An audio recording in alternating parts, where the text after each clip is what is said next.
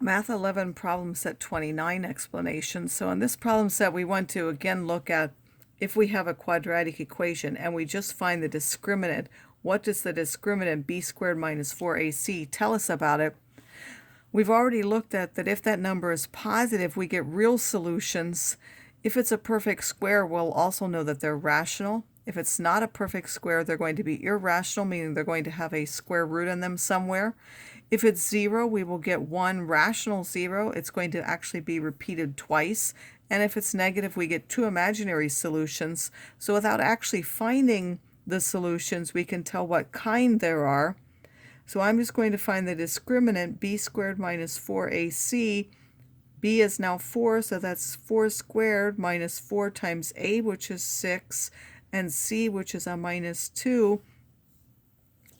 This is going to be, if we calculate that, 4 squared minus 24 times minus 2 will give us a positive 64. 64, if we take the square root of that, we get 8. So since this is a perfect square, we know the square root of 64 is 8. That's a perfect square. So there are going to be two real solutions because it's positive, and because it's a perfect square, there are going to be two real rational solutions to our equation. So we would expect to get fractions without any square roots in our answers as the solutions for that. Here we want to do the same thing, but we have to have everything on one side. Again, I like to have mine positive, so I'm going to take mine over here. That will be an r squared. I'm going to add 3r here, will give me a plus r. That's already a plus 6 is equal to 0. So b squared minus 4ac, b is 1, and a is 1. So I have 1 squared minus 4 times 1 times 6. This is a minus 24. That will be a minus 23. That's negative, so there are going to be two imaginary solutions.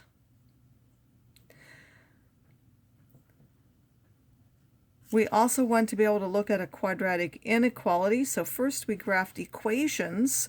Now we're going to look at inequalities. We're going to graph the quadratic boundary, which is just the related function for this. Remember that if it's in standard form, we have to first find the vertex. Well, if it's in vertex form, we're going to simply read it from the form. Just like when we had lines, we're going to use a solid boundary if there's an equal in our inequality and a dash boundary if there's no equal. If there's a bigger than sign, we're going to shade above. And if there's a less than sign, we're going to shade below. But if we can't tell which part to shade, you can always pick a test point. If the test point makes it true, you'll shade the part with that point. If it makes it false, you'll shade the part that does not have that point. So this is in standard form. I need to find the vertex value. It's negative b over 2a. The opposite of that b is a positive 6. A is 1, so I get a over 2, which is 3. And then the k value for that, I need 3 squared minus 6 times 3 plus 13. That's 9 and 3 is 22, minus that 18 is 4. So the vertex is at the point 3, 4.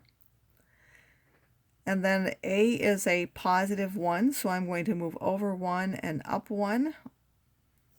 I would move over 2 and up 4. If more of the graph were shown here, I would move over 3 and 9 and so on. This is a bigger than, so the boundary is not included as part of the solution, so I'm going to dash in the boundary. And now I have to decide whether to shade above that. Well, we want where y's are bigger than this, so if we think of any point on here, are the y's bigger than here or here? It means above. Bigger than means they're above that, so that would be the inside part. If we weren't sure, we could pick a point like 0, 0 and put it in there. That would tell us that 0 is bigger than. This would give us 0, this would give us 0, this would be 13. 0 is not bigger than 13, that's false. So the part with 0, 0 is not in the solution, so we would shade the opposite part. Here we have it in vertex form. We're going to read off the vertex hk. We're subtracting that h value. That's now a minus 4. We add the k value. That's a 1.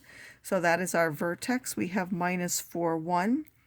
And then we have a is equal to a minus 1.